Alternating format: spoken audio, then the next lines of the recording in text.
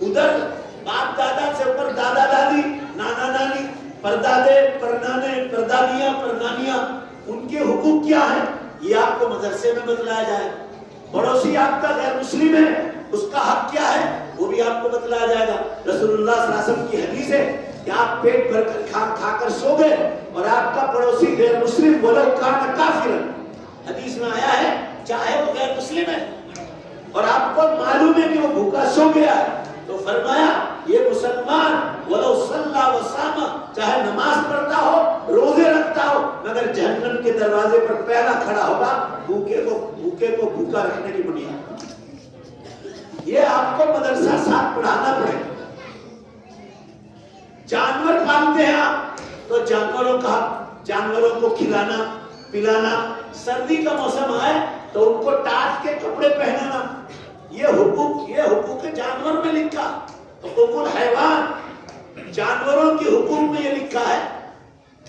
یہ اس وقت آپ کر پاؤ گے جب دنیا کے ساتھ دین پڑھاؤ گے۔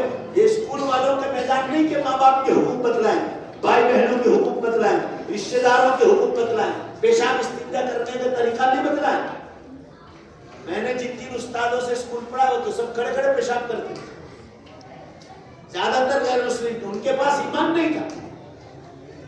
آج بدقسمتی سے کچھ مسلمان ایسے ہیں جو صرف ایجوکیشن پر دھیان دیتے ہیں، دعا میں آپ کے ساتھ، مگر اس کے ساتھ دینی تعلیم ضروری ہے، ورنہ پھر خون کے آنسو سے روگے، جیسے جن کی بچیاں بازاروں سے، کالجوں سے، یونیورسٹیوں سے یا جاب پر سے یا شادیوں میں ملاقاتیں ہوئی، کانٹیکٹ ہوئے، یا ٹرینوں میں، بسوں میں، جہاں بھی آپ نے بے پردہ کیا وہاں شیطان آئے۔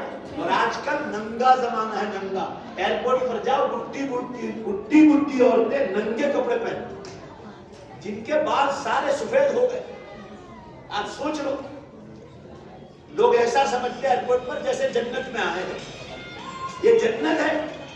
ایروپلین میں بیٹھنے والے تو جو عقل مند ہے وہ 3 مرتبہ بھی 7 مرتبہ دعا پڑھتے ہیں۔ کیوں؟ کہ بھائی ایروپلین میں بیٹھتے ہیں کہیں ٹوٹا تو سیدھا قیامت کے میدان میں ملاقات ہو۔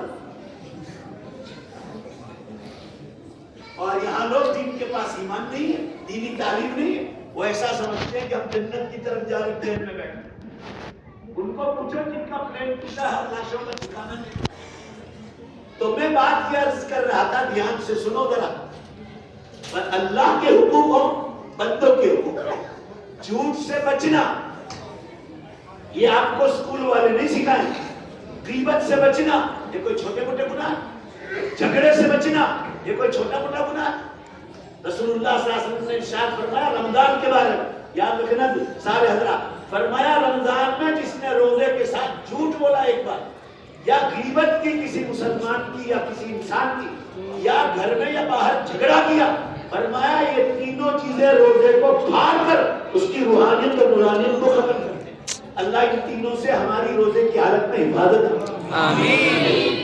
میں یہ عرض کر رہا تھا، اور جتنے بھی گناہ، حسد، کینہ، بغض، عداوت، یہ سب آپ کو مدرسے والے بتلائیں گے کہ یہ بڑے بڑے گناہ ہیں اور یہ چھوٹے چھوٹے گناہ ہیں۔ ابھی دارالعلوم دیوبند سے آپ نے ویڈیو میں دیکھا ہوگا، ایک 65 سالہ MBBS ڈاکٹر نے ابھی دارالعلوم دیوبند سے عالمیت کا کورس کیا، انہوں نے وقت نکالا اور انہوں نے کھڑے ہو کر کہا کہ میری زندگی میں اگر سکون آیا ہے، پورا مجمع بولو تو کون سی تعلیم سے آئی ہے؟ دینی تعلیم۔ پیچھے والے نہیں بول رہے تھے، وہ ڈاکٹر صاحب ہیں ابھی صاحب دارالعلوم دیوبند سے فارغ ہوتے ہیں، بھائی زور سے بولو۔ انہوں نے کہا کہ دل کا چین اور سکون جو اگر مجھے ملا ہے، زور سے بولو کون سی تعلیم سے ملا ہے؟ دنیا کے ساتھ، دنیا پڑھو گے تو پیسہ کمانا بھی ضروری، اچھا ہے آپ کو گورنمنٹ سرون آپ بن جائیں، سرکاری ملازم بن جائیں، آپ کسی فیکٹری میں جو ہے مینیجر بن جائیں، آپ ممبر آف پارلیمنٹ بنے، آپ MLA بنے، دھارا سبھیہ بنے، اور یا آپ کسی بھی میدان میں آگے بڑھے، ہمیں بہت خوشی ہوتی ہے۔ مگر ہم آپ سے کیا چاہ رہے ہیں کہ آپ صرف دنیا کی تعلیم مت دو، دینی تعلیم ضروری چیز ہے۔ ماں بہنیں بھی دھیان سے سنیں، اللہ نے تمہاری ککھ سے بیٹیاں اس لیے پیدا نہیں کیے کہ آپ غیروں کے حوالے کرو اور آپ اس کو بالغ ہونے کے بعد آزاد چھوڑ دو۔